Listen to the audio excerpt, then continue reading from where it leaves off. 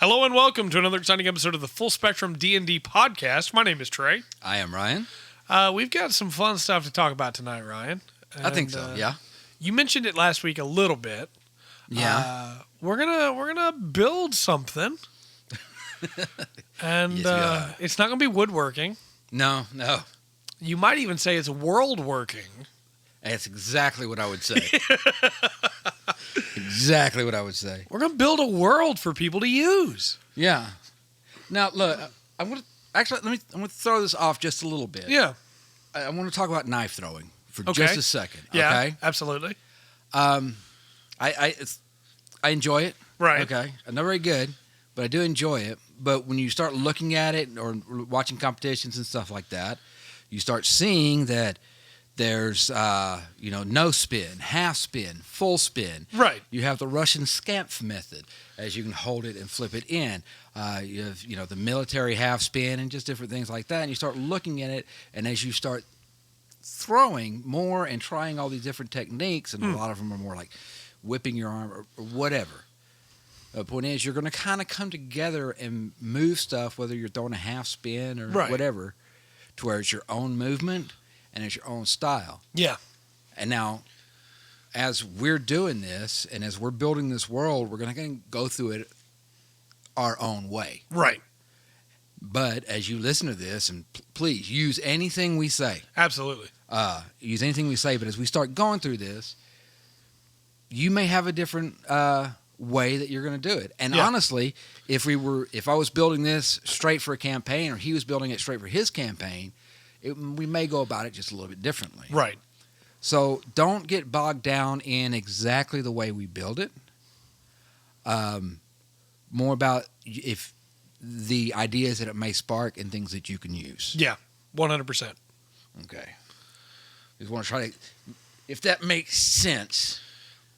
The more that you world build, the more that you find your own style too.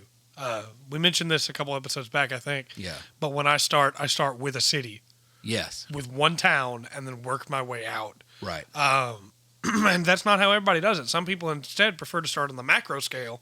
Right. And then come down to the micro scale. Yeah. And again, you'll find how you want to do it the more that you do it. But hopefully, if you don't know how to do it yet, you can listen to us do it and then get an idea of how you want to do it. Exactly. I said the words "do it" 6 times in that sentence, and now I'm not sure what kind of podcast this is. It's a motivational one. Motivational world building, man. We're Get, going for it right now. Get actual cannibal. I've forgotten his name completely. Transformers guy. He was in that terrible Indiana Jones movie. Shia LaBeouf. Shia LaBeouf. Excuse me. Yeah. Shia. Yeah. Just make your world. Just do it. Terrible Transformers movie. You're going to narrow that down, sir. That's true. That's a good point. Could I say instead there's only one good one? This is not a movies podcast, but it'd probably be easier. No, hey, like, I'm not gonna lie, they look cool. Yeah, the Transformers look cool. Yeah, you got the touch. Man, is that our quickest derail already? Maybe so. Oh. Okay. I kind of want to reveal some cheats too. Okay. Going through that. One, for naming things, and so we're not just, trying to come up with cool names and scratching our heads. Yeah. We're gonna use a cheat. Okay. So we talked about like 3 languages to pull from, right? Yeah. I think Cornish, Icelandic, and Finnish. I'm sitting over here trying to remember. There was 3 of them, and I got to remember the last one. You got them. Finnish, and we'll use Google Translate whatever we need to, just to get if it's a river, we may put in river. What is river in Finnish? Right. And that will be the name of the river. Well, and it gives the world more of a different feel for the players too. It's not just there's a river. It's this has like a fancy name for it. But it's also like a little treat for if your players know that language, then they know that's a river. Right. Because that's also how things are named in real life. Yes. Yes. I fall back on that's the fjord. Yeah. It's a ford. That's literally all it is. but it's like the name of the person who found it's Fjord. Mm-hmm. Exactly. And I think those three, too, are great to choose. We mentioned this a little bit right before we started and almost got into it and had to stop ourselves.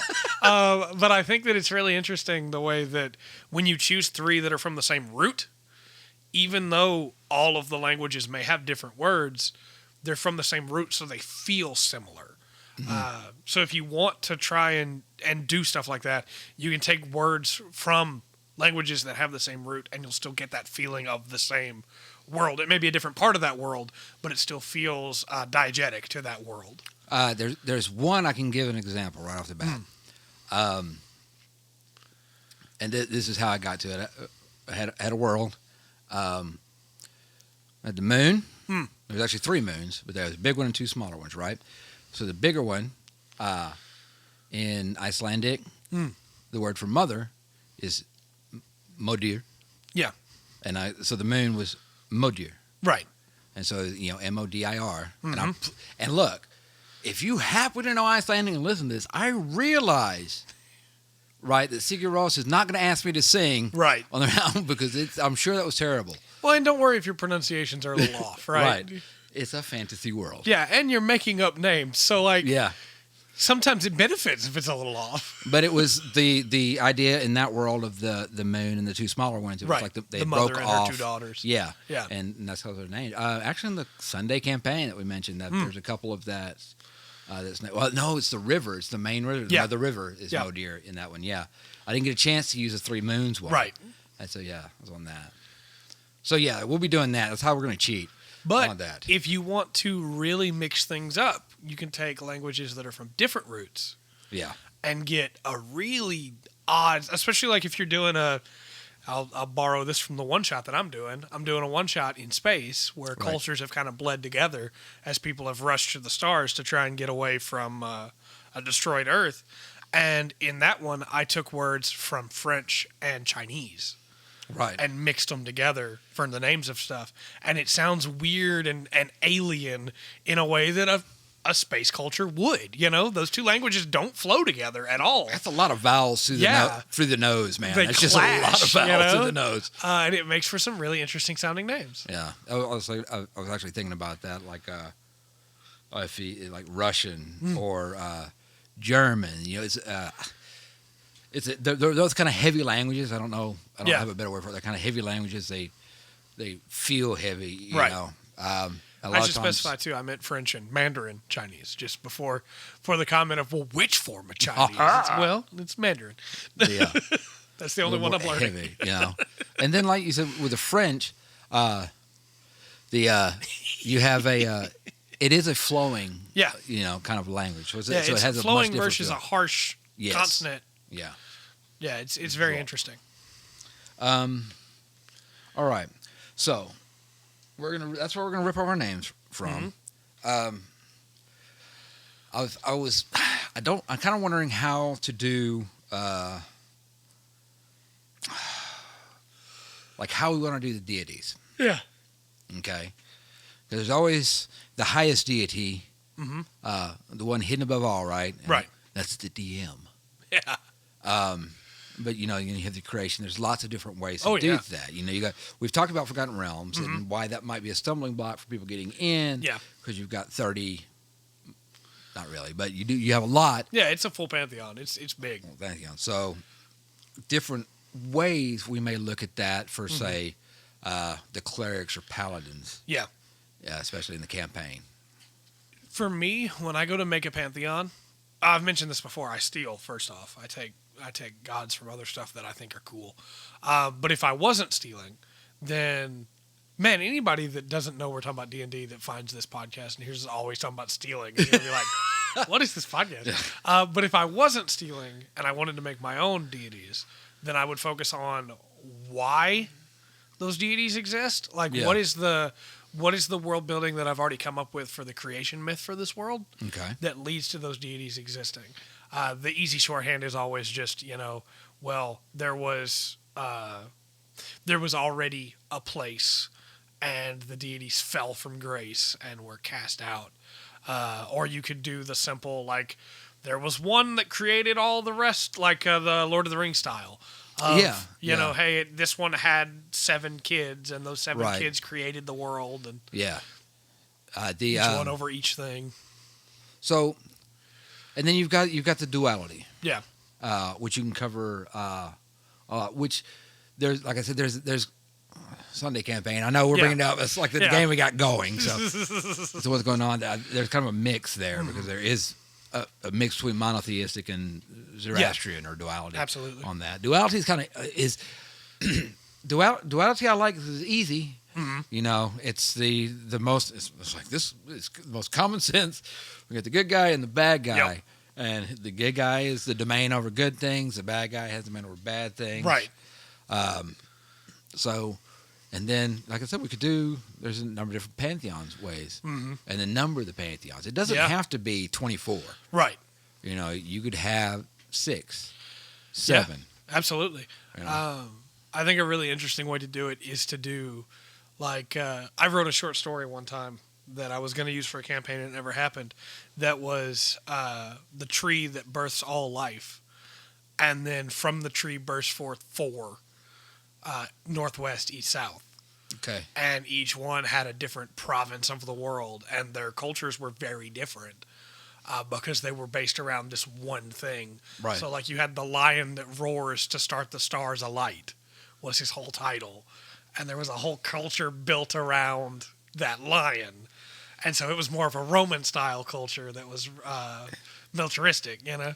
Okay. I'm calling him out here. Yeah. I'm going to call him out here. You can see where I stole it from. Oh, hold on. Yeah, because we got the Norse. Yeah. There. We got C.S. Lewis. Yeah. Which I will say, I'm not a huge fan of C.S. Lewis fiction. I had the same problem Tolkien did. Yeah. And I'm a little bit of a purist. I know it falls against, it goes against me on some things. But yeah, the time travel different. Anyway, sometimes it works, sometimes it doesn't. It felt awkward in that. But anyway, way off track. Yeah. But the paragraph where it speaks of Aslan singing in existence. Yep. I've stolen off that one. Oh yeah.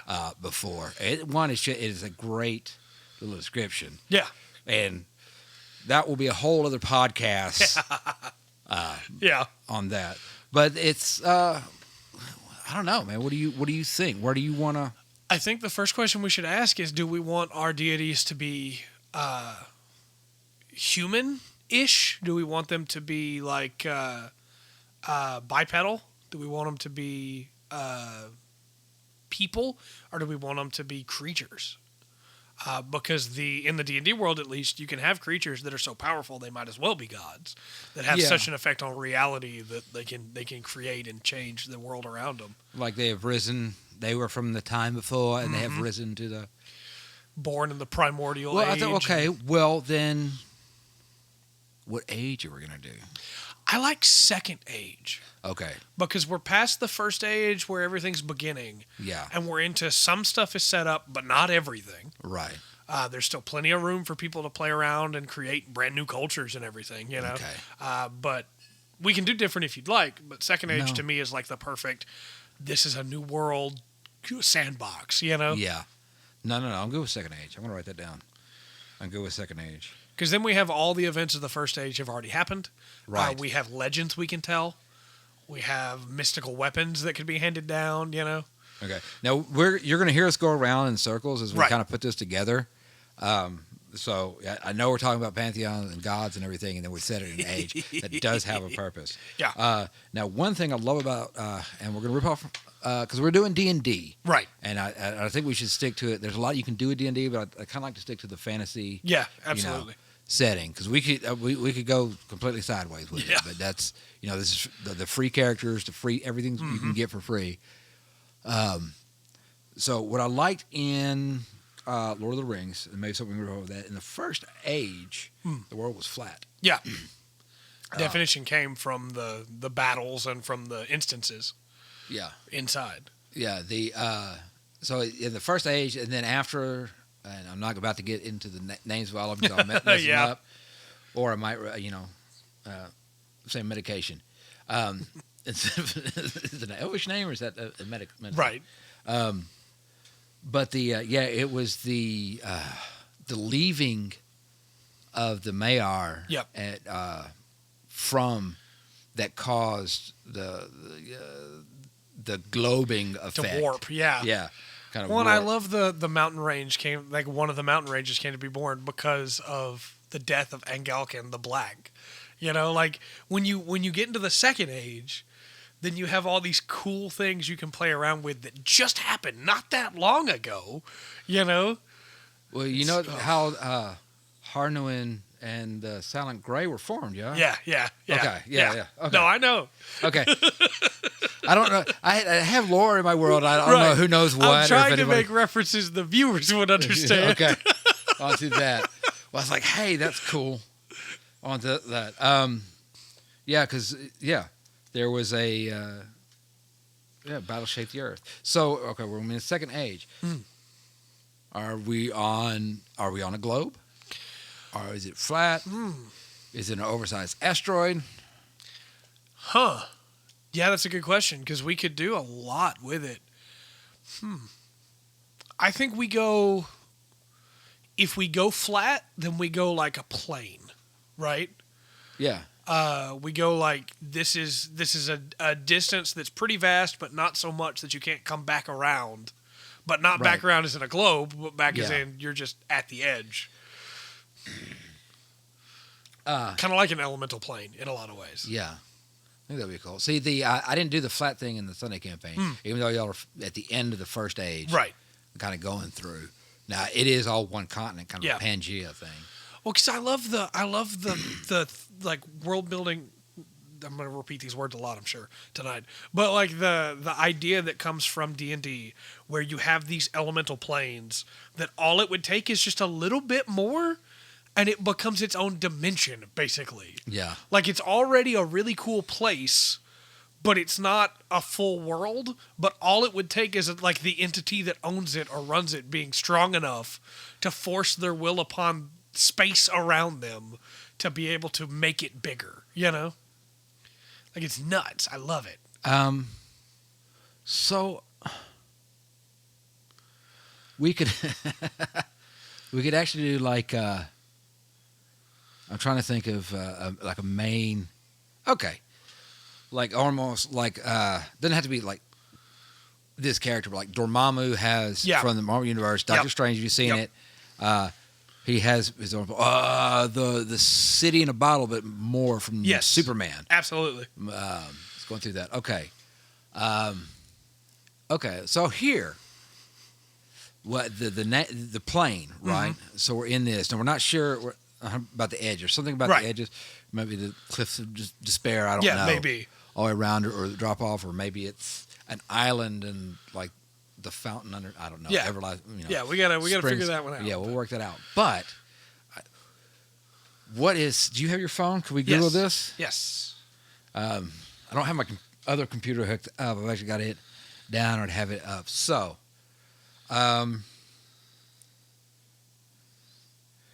we should. Let's see if we can get one of these languages. So, plane. You want Finnish or you want Icelandic? You know what? You said Finnish first, asking, so let's go with Finnish. Finnish. What is plane in Finnish? Kone. What is that? Kone. Will you spell it, please, sir? Kone. Oh, hold on. That is plane as in machine. Plane as in a place, a level, is tasso. Oh, I like Taso. Okay. I like that a lot, too. So this is tasso. Yeah, I like that a lot. Okay. So it's a plane tasso. Mm-hmm. And so that also, maybe we don't have multiple deities right now. Or maybe we just have a couple, like one main that runs the plane and then some sub-deities that work underneath it. Yeah. Because most planes are ruled by, like the elemental plane of Earth is ruled by a king, right? Okay. Yes. Yeah. Okay. So we'll kind of have the one running it above. Okay. For the ones underneath, I think I'm going to rip off. We can rip off. Let's see what you think. Okay, in Hebrew mythology, right? At the fall of Lucifer, right? Yeah. There is a third of the angels. Right. Originally, there were 6 around the throne of God. Mm-hmm. A third fell, so that would be 2. Right. To Lucifer and Abaddon. Mm-hmm. and then there was 4 left. Right. On that. So underneath that, we can have. It does not have to be the 3rd. Right. But we might have a falling out, or it could be that because we've already got the. Yeah. You know. Yeah, because we're in the Second Age, so there was already probably a great war. Yeah, and this is the aftermath of that. So there's 2. Ooh, okay. You just had an idea. I saw it on your face. Okay. So what if you have Tasso upper, because it's a plane? Right. And you already know where I'm going with yes. that. Oh, absolutely. The inverse. Tasso under. Yeah, Tasso under, which we'll find words for that. Oh, yeah. And there's certain ways and pathways that you can go from one to the other. Right. There's why maybe the one who created it or crafted it, who started whatever, looked in one day and you go, you know what? I'm putting an end to this. Yeah. And decided to, separated it. How do you feel about 2 brothers? Okay. Falling out. So in my head right now, I've got the one who created the plane. Right. And who is technically the master of it, right? 2 sons. Mm-hmm. Falling out. Yeah. Split, right? Yeah. Romulus Remus style. Yeah. And on their bones, quotations, Yeah. was built the societies, the 2. The upper and the under. Okay. I'm good with that. Because I think it'd be way cooler to have them have killed each other. And it's their followers that started the actual war.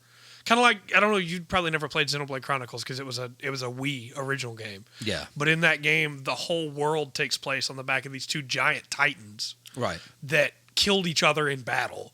And the connecting thing between the 2 of them are their 2 weapons that are still in each other from when they died. So I was thinking of them like back to back. Right. Like somehow they died back to back.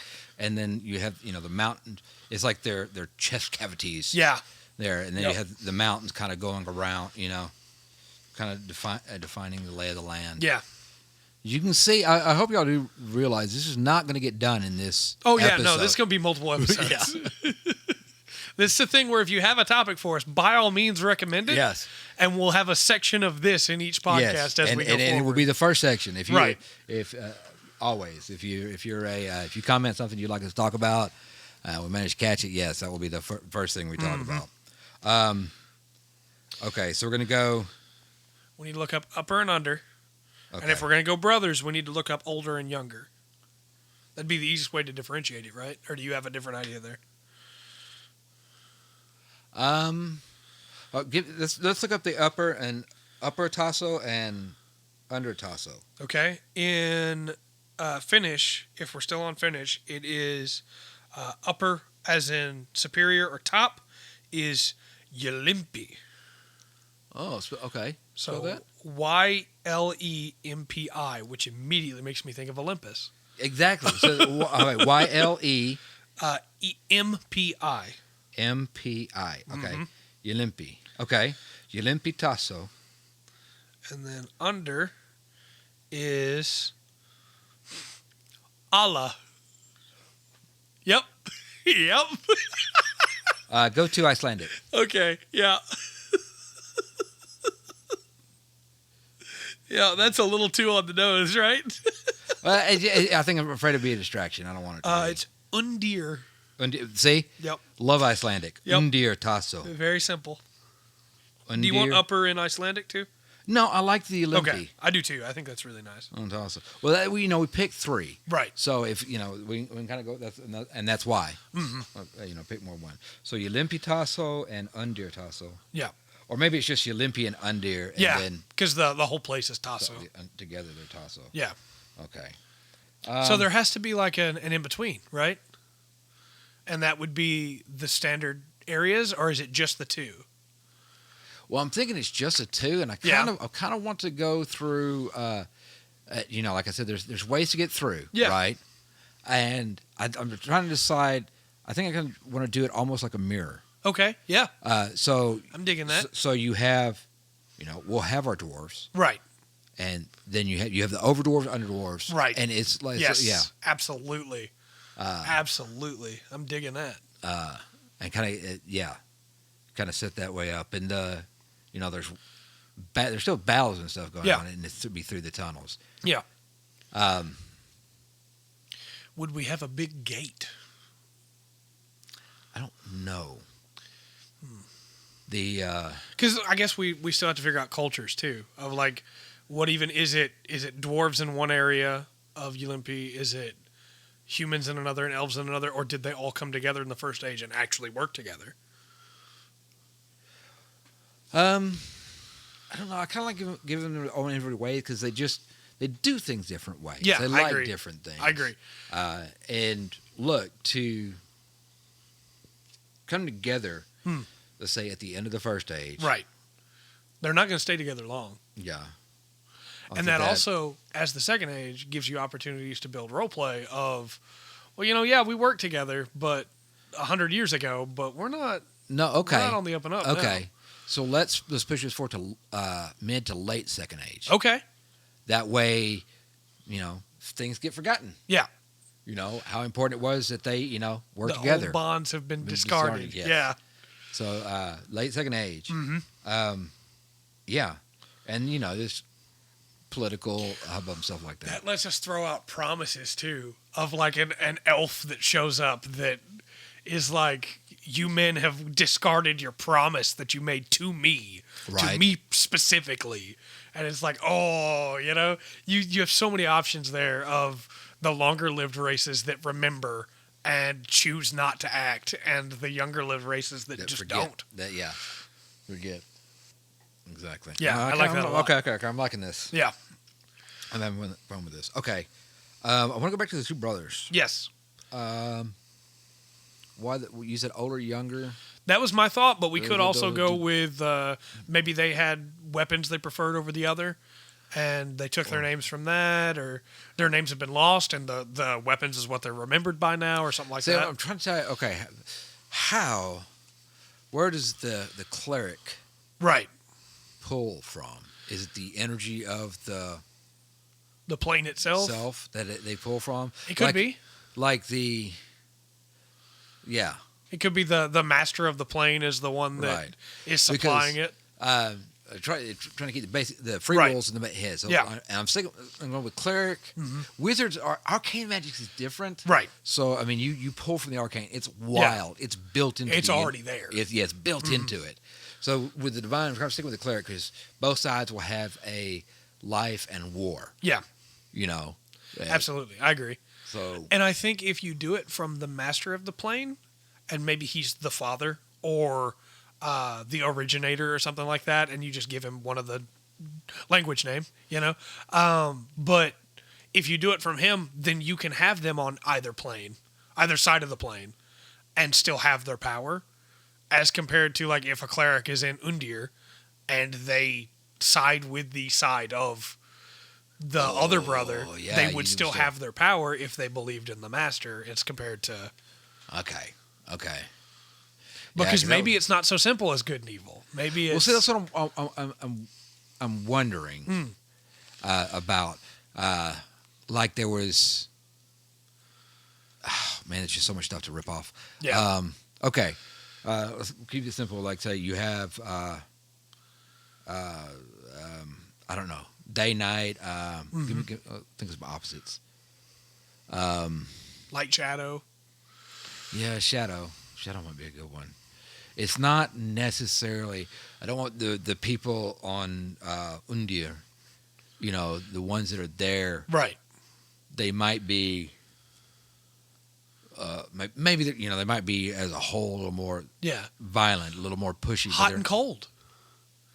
The people on the surface are more genuinely nice and kind because they're in the light of the sun. Yeah. And those that are not are, hey, we've had to be a little bit more harsh, but we're not evil. We're not bad people. We just sometimes have to do bad things. Yeah, their ancestors stood with... the other brother. Yeah, with the other brother. I think it's way more interesting to do it the Romulus Remus style of neither was technically wrong. They both believed they deserved Rome, right. That area. Right. And so they fought to the death against so many other people first, but then eventually against each other, and it's for who would own it. I want to back up because I had a thought. I want to get it because you use the word originator. Yeah. Can we find that in Finnish? Yes. Let me pull that as up. we get that up, and then that kind of got me thinking. After you pull up originator, well, I want to find the word for lost. Oh boy, this is Alula Panija. Well, what's the last part of it? Panija? Panija. But they also have for creator as an architect instead of founder. Yeah. Is Luoja. That's not bad. Yeah, that's not bad at all. Spell that one. Luoja. Luoja. Mm-hmm. Luoja. Okay. Yeah. So he is the originator. I'll tell him what's going on. I don't know if he, in his level of existence, if he's a poor man, right? A cloud of indebtedness. That doesn't matter, right? Well, and for all he knows, maybe he doesn't even know that his two followers or sons or whatever have even killed each other. Maybe he doesn't care. Maybe so. So this is an Arthur Dent situation. He's got a civilization in his towel. Yeah, that's what I'm thinking. Of like I don't know about them. I don't care about them, but I made the thing and they're drawing power from it. So I guess I'll give them power. What you thinking? I saw that light. Spheres. Yeah. The glass spheres. Yeah. So put this in a glass sphere. Mm-hmm. I just can't see out of. Okay, so we got a sphere, the two, what is in there? I'm thinking of, was thinking about the word for lost. Okay. I was thinking about making having actually a third brother. Yeah. Who either killed these two. Right. Or when these two died, just left. Yeah. And on both sides, there's followers of that one. Yeah. What if instead of the originator, what if he was the one that found it? That's why he has that name. And then his other two brothers wanted in on it. And it led to a big clash that the third brother was the one that had to put a stop to it. But in putting a stop to it, both of his other brothers died. And it's uncertain who killed who. Okay. And the people on Ylimpi believe that it was the Undir brother that did it. And the Undir brother believes it's the Ylimpi brother that does it. And the people who follow Luoja, they don't know who did it. But they're just trying to make it through. Okay. So on Ylimpi, they believed... Okay. I'm going to say on Ylimpi that... the main belief there would be what? Ylimpi and Luoja. Yeah. And they could have those names too, absolutely, yeah. Yeah. Are to they sided up against Undir in a heroic attempt. Yeah. Struck him down after he tried to betray them. And Ylimpi lost his life, right? Yeah. After he stabbed Ylimpi in the back, he turned to face Luoja, who stabbed him. That's why they're back to back. Right. Undir thinks that Ylimpi and Luoja just conspired against. Yeah. I love it. I love it. Okay. So there's three. Yep. I love it. Okay. And you have Ylimpi and Luoja. Yeah. Followers on top on upper Tasso, Right. Ylimpi. And then Undir, it's have just Undir followers down there.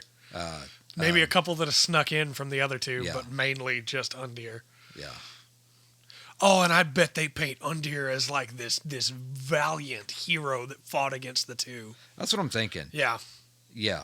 You know, he had to face off against both. Well, and that allows you to have your life cleric, right? Yeah. That is the the valiant brother that sacrificed his life after the betrayal, and then the war cleric that is the one who tried to face off against two. Yeah. And lost. It lets you have your paladin with your oath of protection because Ylimpi died so that Luoja could live, and it lets you have your paladin with the oath of vengeance.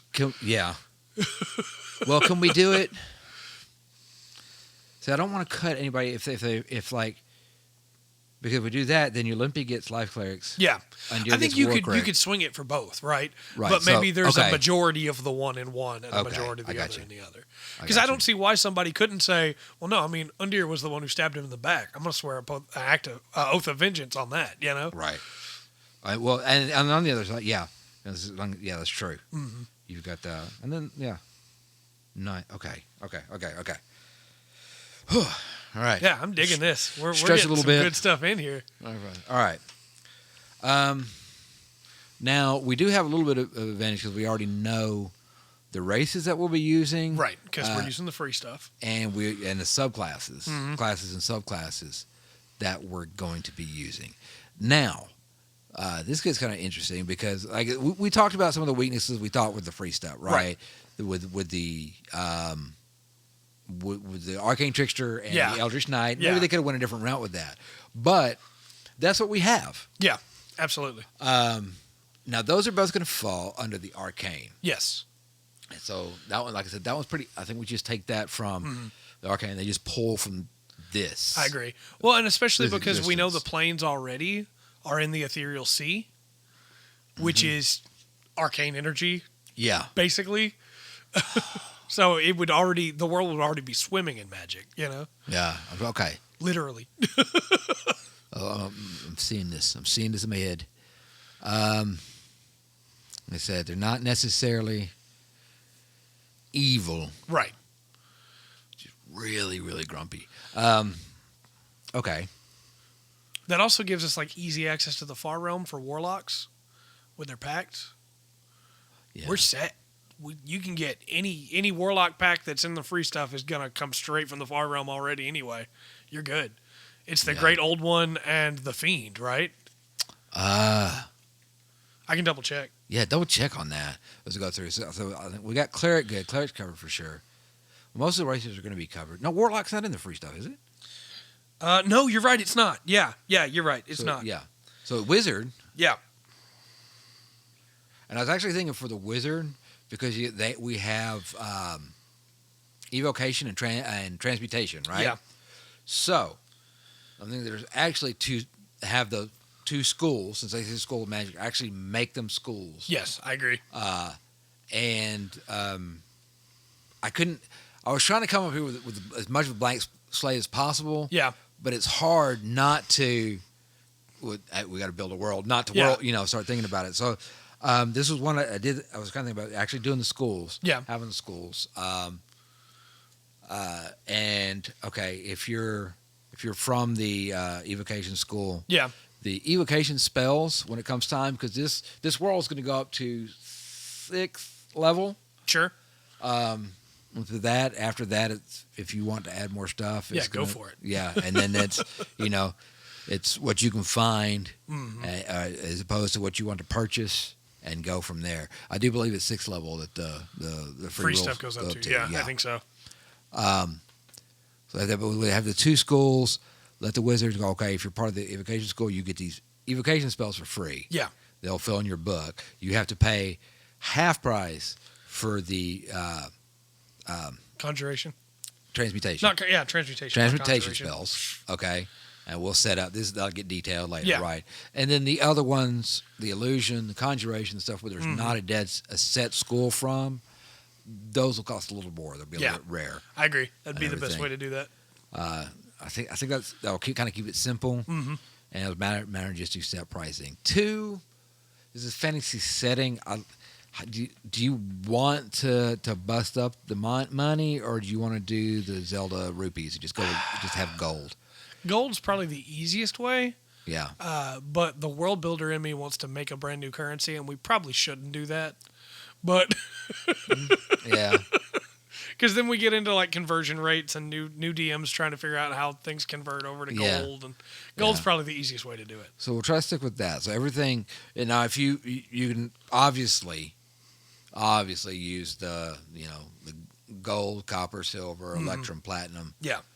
If you want to, but I think we'll kind of stick to gold, at least when we're talking about like setting up the prices on spells and stuff like that. Absolutely. Just gonna stay with that. All right, where else you want to head with this?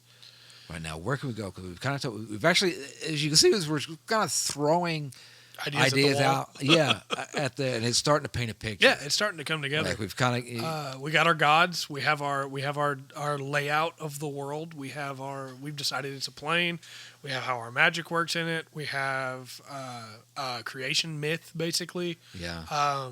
We don't really have cultures at all yet, but we do have the ideas of cultures. Yeah. With where each side is going to be coming from. Right. So I guess the next step now would be, what are our big major powers in the world? Because we know that we want a dwarf section, right? We know that somewhere on Ylimpi is going to be a series of overdwarves, basically. And then Undir is going to have some underdwarves. Yeah. Do we want that to be like a dwarf kingdom? Do we want it to be that years ago the dwarves split because they couldn't agree on which side was right? Because also we have to ask, where do our races come from? Yeah. I think, I don't know. I think that we should leave that a little ambiguous. Right. They were placed there by the three brothers. We can detail it more, as need be. Placed there by the three brothers at first as, just... Well, and especially if we say Luoja found the plane and it was already, empty, right? Yeah. And he was like, well, we got to put life in here. Yeah. And then he did. Right. But yeah, I think they were made as groups. Yeah. I like that idea. I mean, I think it's kind of the simplest way to keep them kind of separated. Yeah. Use the strength of each group and the ones that are in D&D and in kind of the thing. So the hill dwarf and the mountain dwarf that we get in the basic rules will be, the same kingdom, maybe two different jobs. Yeah. But they'll have their mountain home.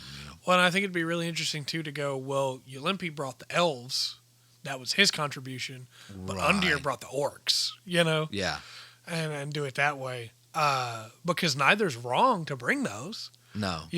But the elves are going to be like, well, we were the right choice. Yeah. And the orcs are going to be like, well, we were the right choice, right. And that adds another layer to it. Yeah. And yeah. And we could reskin the orc. Yeah, we could. To that. We might think about that too. Mm-hmm. There's a few things as we build up the cultures. Yeah. So I like the dwarf on top, the Ylimpi dwarf and the Undir dwarf society. Like I said, kind of almost mirrored. Yeah. You may even take... I wish Drow was in the free stuff. Yeah. That'd be such a good counter to the elves as Drow. Well, we're making a reskinned in. Yeah. Just for our world, Yeah. So look, if you want to buy the drow, you want to buy the drow and have that, or you get the drow and then put it in there as that's awesome. Do it. That's you can always. I think, especially the way we've got stuff set up, anything there's stuff's going to be easy to add. Yeah. And then of course there's always going to be this big open, area of do what you want. Yeah. So the dwarves,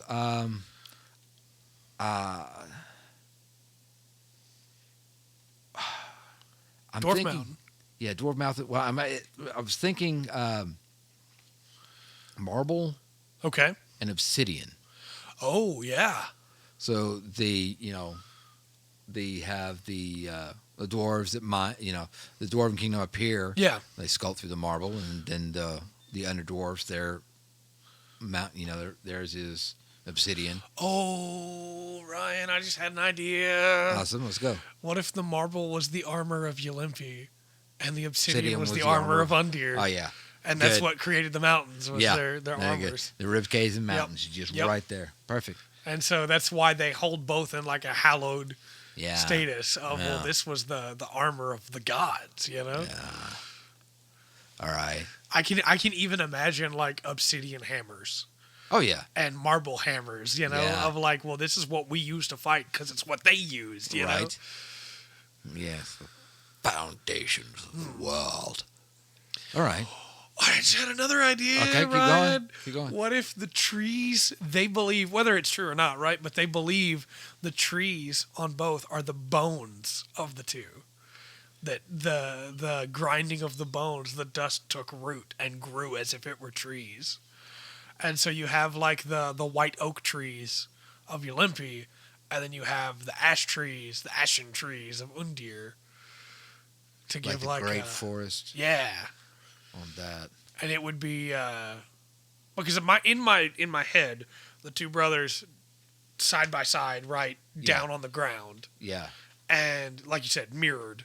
And so maybe the forest could be like the upper shoulder, and the collection of bones that is where the neck meets the shoulder. And you had the great forest on top, the great forest on bottom. Yeah. So the good thing about this is if we do an overview map, we only have to do like one. Yeah, and you just flip it over. Yeah, it's great. Saves so much time. I like that. So the forest elves and men live in the stomach. Of course they do. No, but it'd be a good place for the bread baskets. Yeah, it would. The farms for the halflings. Absolutely, that'd be a great place for them. Kind of in the center of the. Do you do halflings, Ylimpi, gnomes, Undir?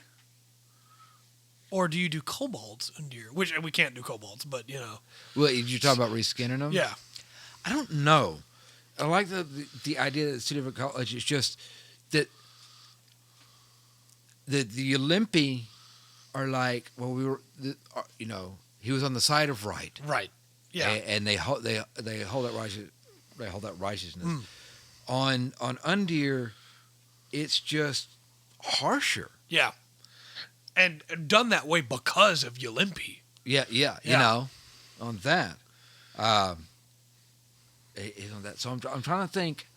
In my head, and I don't mean to explain where I stole the idea from, but I'm going to. Yeah, cool. In my head, it's like Warhammer, where in Warhammer 40K, the Emperor of Mankind had to fight against his oldest son, Horus Lupercal.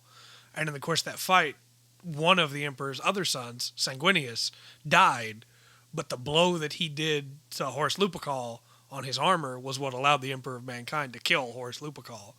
And so Sanguinius' children revere him as this great hero and detest Horus Lupercal's children. Yeah. And Horus Lupercal's children view the Blood Angels, Sanguinius' children, as the only reason their father lost. Yeah. And it's like this hatred that very much is like, well, yeah, no, if not for you, if not for what your guy did, you know, which I think is a really cool way to have two cultures, especially if they're the only cultures, you know? Yeah. Like, it's not, well, there's a whole other galaxy around it. It's, well, no, this is what we got. And this third group of people are like, oh, I don't know what to believe. All right. So I think, first of all, yes, I think that falls in the mentality. Just because of the circumstances, the way it's set up, life in Undir is just tougher. Yeah. You know, than living in Ylimpi. Yeah. But the breadbasket is set in the same. Oh yeah. The same way, for sure. Right? I don't know. I kind of want to stick with halflings. Yeah. On that, like I said, anything you want to reskin anything with. Yeah. You can do it. You might hear kittens in the background. Oh yeah, they're looking for Mama, who's over here listening to us talk. Yeah. I'm dealing with them all day. I don't want. Well, you could also do, like, if you're going to do both halflings, you could do the Hobbit style halfling, right? Yes. And then you could have more of, not to that extreme, but more of the Smeagol style halfling of like, you know, hey, we're not getting a lot of light. We've gotten a lot more pale. Yeah. We're a little bit more protective of the things that we own because we're thieves. We're stealing from each other all the time. And I think that'll go into, as we build the world, the little things it'll pick up. You know, like a feast in Ylimpi. You know, you picture the grand white halls. Yeah. Of the kingdom, whatever they're having it. You know, they got bread, they got fruit, you know, and then, you know, maybe Ylimpi, they've got, you know, radishes and potatoes. Yeah. You know, so it's a kind of a harsher. I feel like men would be more prominent in Undir. Yeah. In the harsher climb where, not to sound terrible, but where a short-lived race would have more of a challenge in life. Life wouldn't be quite as boring. And on the opposite, the men that live on Ylimpi would maybe be more opulent and lazy and sluggardly in some ways. Yeah. And is there would never be anybody that would really want to go from Ylimpi to Undir. Right. unless they were really seeking power. Right. Yes. Some kind of promise of power. Absolutely. But there's a kind of a drive to get from Undir to Ylimpi. And that's probably where most of the skirmishes would be. Yeah. In trying to keep that from happening. Yeah, and I think along those, we'll work out the tunnels or the pathways. Yeah. The back ways. Because I don't imagine there's a lot of trade between the two. I don't think so. Why would there be? No. But, and there might be some black market. Right. Absolutely. Stuff. I think it's going on. Like there's lots of layers to this. Oh, this is session 0 of world building. So. We're not even close to done. No. But we've got a really good foundation now. I think so. I'm really kind of enjoying it. I'm stoked. You mentioned earlier having spent a little bit of time thinking on the wizard schools. Yeah. That was me with the second age. That was where I was like all day long. I've been like, man, if we go with a second age though, nice. Then we're just before some of the big stuff that's happening, but we're just after some of the big stuff that's happened, and so we have all these options. And one thing that I want to make sure we do with this is at some point drip feed like, hey, this is the hero or the villain, right, depending on side, of the last big war when Undir tried to push up into Ylimpi. Yeah. And their weapon is still down there, hidden somewhere, and that's the big tantalizing bite for those looking for power, Yeah, to get down there. You can get that magical weapon, then whole armies fell before his blade, Yeah. The mythology is starting to build itself mm-hmm. as the history kind of goes through. Oh, man. All right. I'm trying to, my brain's running through the free stuff. Right. Fighter's going to be pretty straightforward. Oh, yeah. I love the fighter. Oh, yeah.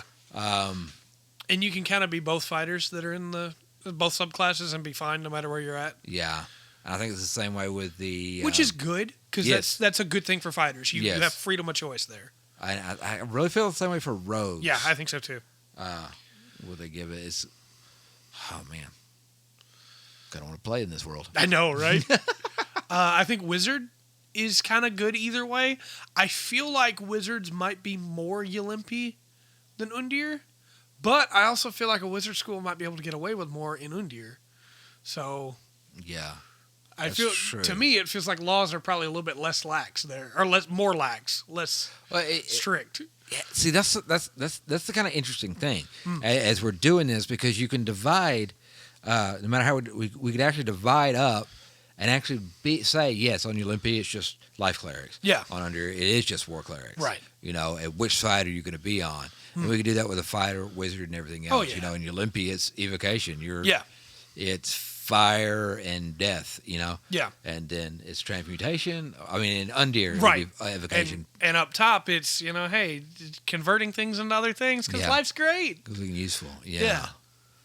Yes. Because it would make sense for the people at Undir to be like, especially if we decide that Undir has like more because it's got less light, it's got more monsters.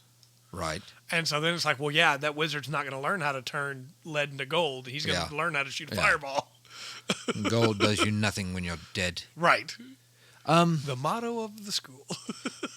and if you take this journey with us, and you hear us, because like I said, we'll be talking about this over probably a few podcasts. Oh yeah. You'll probably hear stuff change, and that's okay. As we build, as we refine, we may add a fourth brother. Who knows? We may. The seas were the tears of the fourth brother over the deaths of his brothers. That is one thing, because we're doing the essentials and the free stuff. Yeah. We don't, and I know I immediately started trying to add other things because Warlock. My brain was like, well, we got to cover all the bases. Yeah. We don't have to worry about Tritons. No. We don't have to worry about undersea kingdoms. No. I'm thinking this world doesn't have any oceans.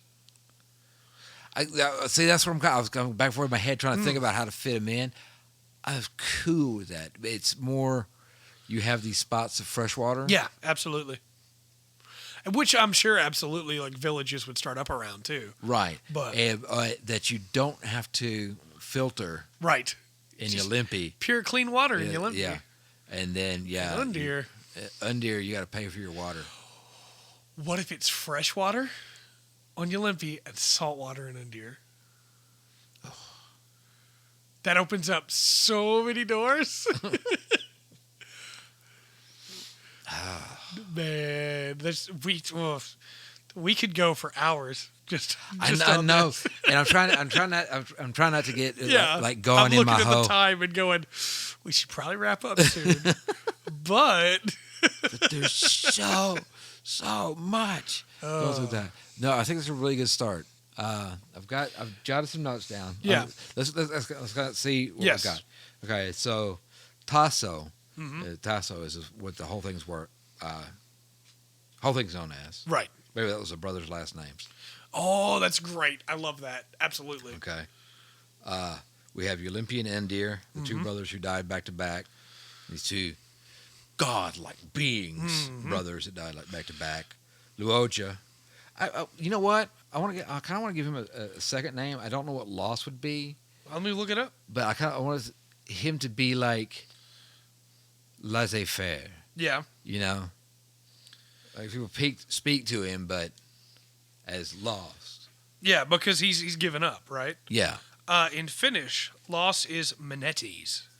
Manetes? Mm-hmm. Oh, I think we got a name change. Yeah, I think so too. That's such a good name. Manetes. And it stands for loss, deprivation, forfeiture, and bereavement.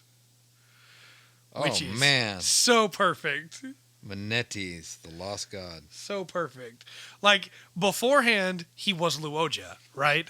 But after the loss of both of his brothers, he left and wanders the universe now. He's known as Luoja in Olympi and Manetes in Undir. Yep. Okay. Boy, another piece. His followers would be waiting for his return. Exactly. Yeah, because he's got to come back at some point. Right. He can't grieve forever. No. He's gonna come back, and he's gonna bring Olympi back to life. He's gonna come back with the secrets of life. Yeah, yep. and take Olympi, and they will.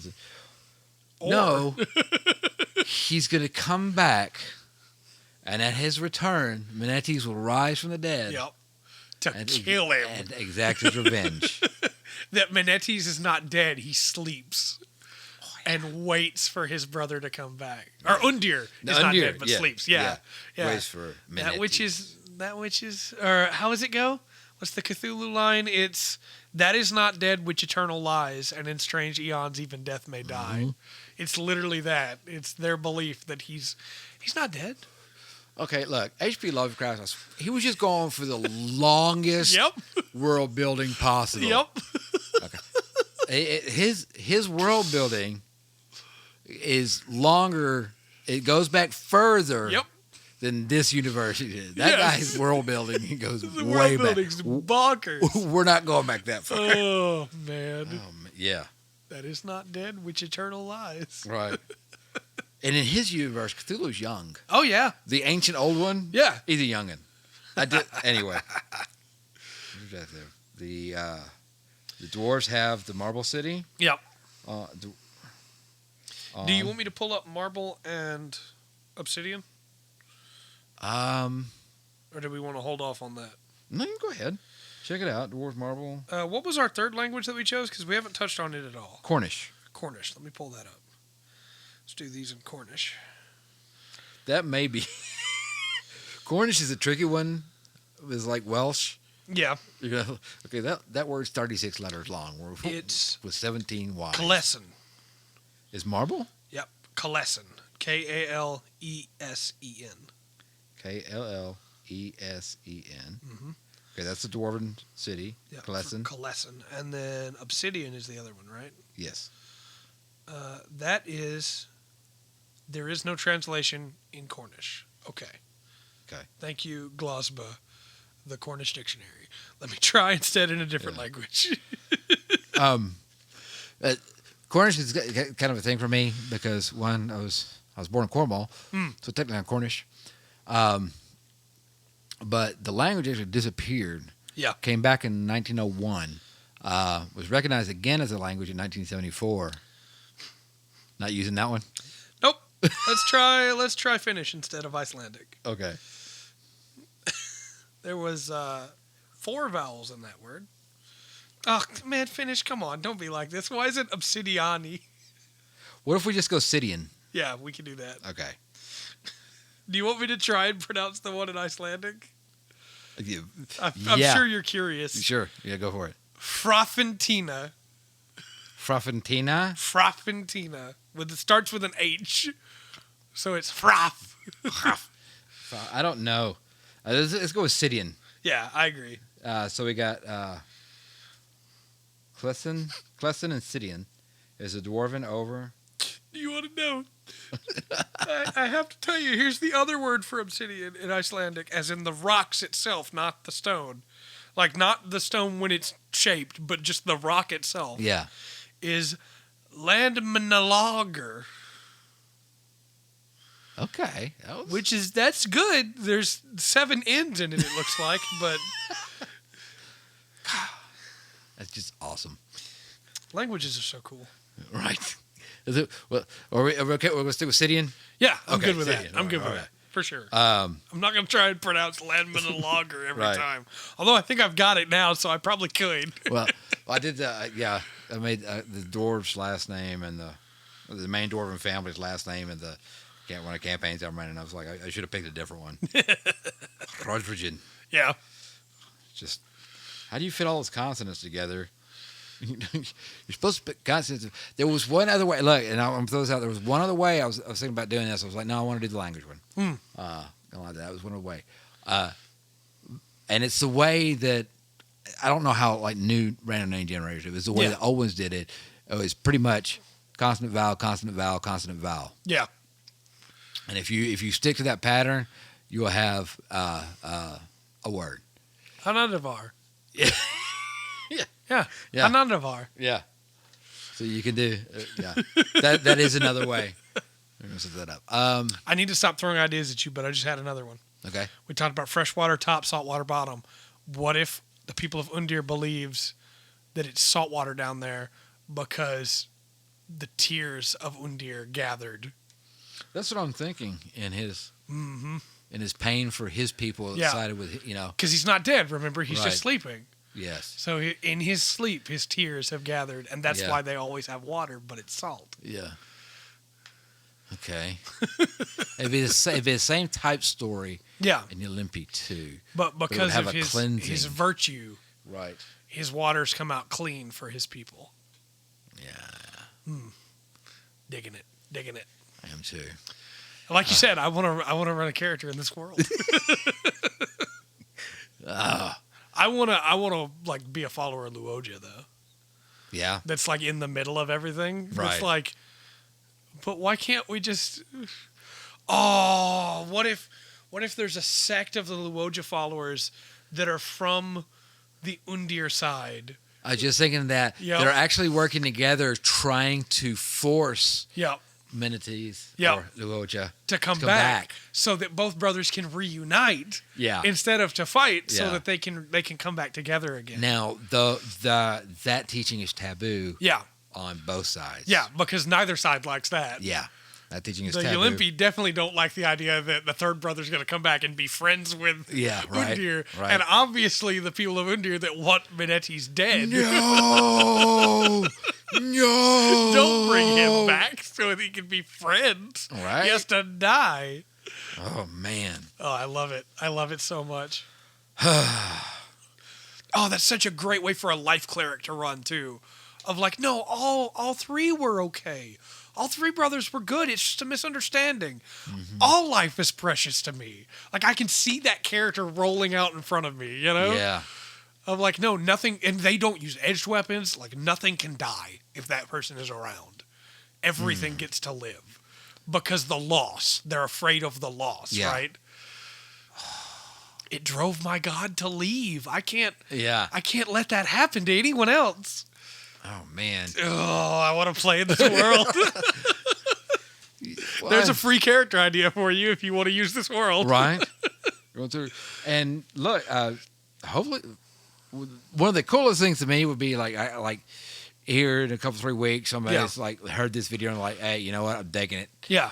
Can I use this world? Yes, please. Yeah. Please do. Go ahead. Take it. Make it your own. Change what you need to. Yeah, and another thing, too, if you're going to use this world, remember, we're on a plane, which means you can throw in planeswalkers that are from other planes. You can bring in like plane transitional plane portals to be able to have people coming in from other planes that maybe have never been to Tasso before, and this culture is super weird to them. Look, this would be a perfect world for you DC Superman fans out there to use a Mixoplex type character to show in that's just a complete outsider. Mm-hmm. You really throw a wrench in the world, or with that. Decides to make himself a god there, maybe a god of trickery. Yeah. Or going through that. So there's definitely a lot of room I imagine a party of 4 planeswalkers that are like level 7, 8, maybe even level 10. They're like way stronger than everything else here. Yeah. But the leaders of each group are at their level. And so they can't just come in and steamroll, but instead they have to be clever and try to play sides against each other. Well, since it's been a great war, lots of loss, rebuilding. This has been going on for a long time. The Second Age, some of the old stories are forgotten. Yeah.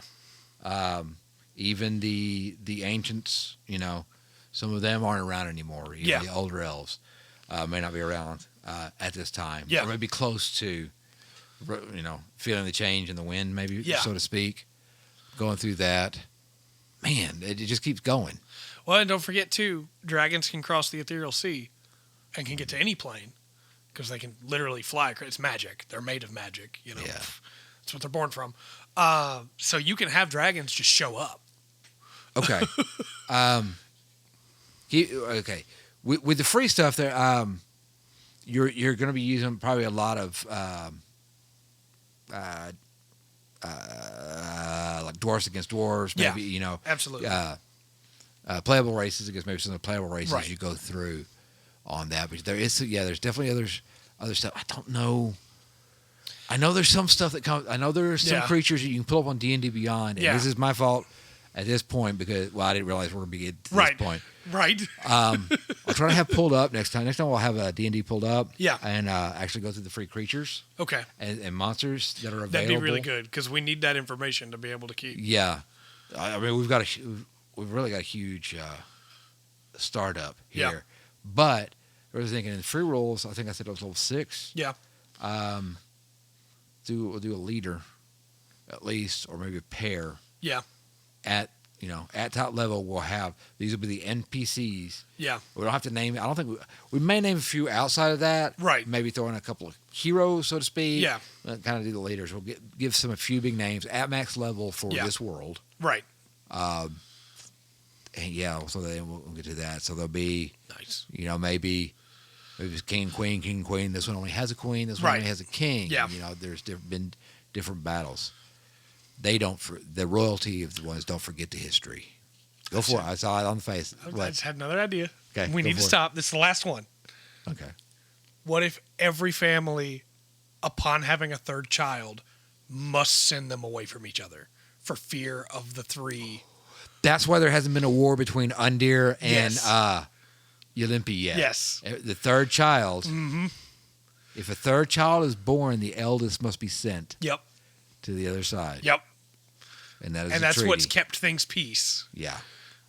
So if that never happens again, except obviously it still will. Yeah. There'll still be war. But that's what's kept things calm is that people are coming from the other. And so then obviously the people in India are trying to have more kids. So that one of their kids gets a chance. And that's why the population is high down there where they haven't died out. Right. That's what. And the people of Ylimpi are not. Because they don't want to go down there. Right. And so elves and dwarves maybe are thinning out up there. Yeah. Whereas men, what can you do? No, I think I kind of like that. Yeah. Yeah. So there's and because it's the eldest, there's going to be quite a few people that have come down from Ylimpi to Undir, seeing the conditions. That didn't want to be there. That don't want to be there. And believe there maybe. See, this is where the background war comes in. Yep. A lot of them trying. No. Wait, there's plenty of room up there for everybody, all right? Yeah. This is silly. I can also see like a human king smuggling a third child away and trying to pretend it never happened so that his heir doesn't have to get sent to Undir. Yeah. Oh, and like the party has to try and get that third kid away before the first brother is trying to get the kid killed, so nobody ever finds out, so he doesn't have to go to Undir. Nice. We got to stop. We do. This is going to be good. But the background war. So there's not. We'll get the. There's a lot of stories you're going to hear us talk about, and I think I'm telling you, these next few. This is what it's going to be. Oh yeah. That. So get your comments in. Ask any questions you need to. Yeah, and like we said, if you have a topic, we'll tackle that. Yes. And then we'll come back to this. Yes. If you have any questions, anything you want to say, please put it in the comments. Yeah. If you have advice if you're an experienced DM or player, and you have advice for somebody that's just getting into it, and you know what the free rules are, and ways to use them, or hey, just think about this, or this is a good free resource, put that down there, please. We're trying to get people into this game. Absolutely. If you enjoy video games, which I do, there is a podcast on Tuesday night on Twitch. The full 7 p.m. Spectrum, Central. 7 p.m. This was the pre-show. Yeah. No telling what's going to be talked about on there. Yeah, you never know. Yeah. could be games. Could be FedEx. Yeah. You never know. You never know. But good group of people. Good group of people over there. Very funny. Good time over there. Let's talk of Pokemon and just games. And more games. And Pat's gotten really into Pokemon cards lately, and it's bled into the entire chat. Yeah. What's the? I don't know Pokemon, but I got nothing against them. I just don't know. Yeah. Once again I picked the wrong side. I enjoyed Digimon much more. Yeah. But what was that? Was it that got up behind him? That's got it spelled out. The Unknown. The Unknowns. Yeah. Yeah. Oh, that spells out the full spectrum behind him. Yeah. Like, man. And what I love is if you saw that guy like mean mugging you. Oh yeah. Oh yeah. You're going to the other side of the street, not like, because you feel like hey, because you're afraid he's going to get you. Yeah. Like I don't want to deal with this guy. Oh, Pat's great. I know, that's awesome. I did want to say next week. Yes. Expect the first 5 minutes of this to be, I had this idea, and this idea is really cool, because it's gonna happen. Right. But again, if you have any thoughts, you can put them in the comment section down below. You can hit us up on Twitter at TH3 Full Spectrum. However you want to reach out to us, and I will make sure that Ryan gets that note too, so you can see whatever comment you might have. But like Ryan said, we want more people to be able to get into D&D, and this podcast will be a great resource, I hope, for people. I think it already is in a lot of ways, to be able to get into D&D, and especially if they've never tried it before, be able to start playing. I know that we have people in the Discord, which again, you can follow us for as little as $1 a month on Patreon and get access to our Discord. We have people in the Discord already that when we started this podcast had no idea anything about D&D and have been listening week to week and are learning more and more about it as we go. So awesome. And also, if you have listened this far, please let us know by typing knife throwing. Yes. And I'm going to shout out a guy. If you are interested in knife throwing, there is a Czechoslovakian guy. His name is Adam Cheladine. Yeah. But it's spelled Celadine. Okay. And just a great personality and everything. And you start looking into it. And what I said at the beginning start making sense. And that's another thing you kind of make your own. It's a lot of fun.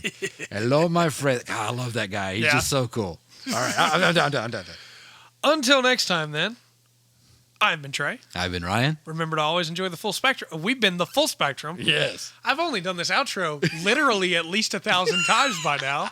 We have 683 videos on YouTube, I think. Man, I have been Trey. I have been Ryan. And we've been the Full Spectrum D&D podcast. Remember to always enjoy the full spectrum that D&D has to offer.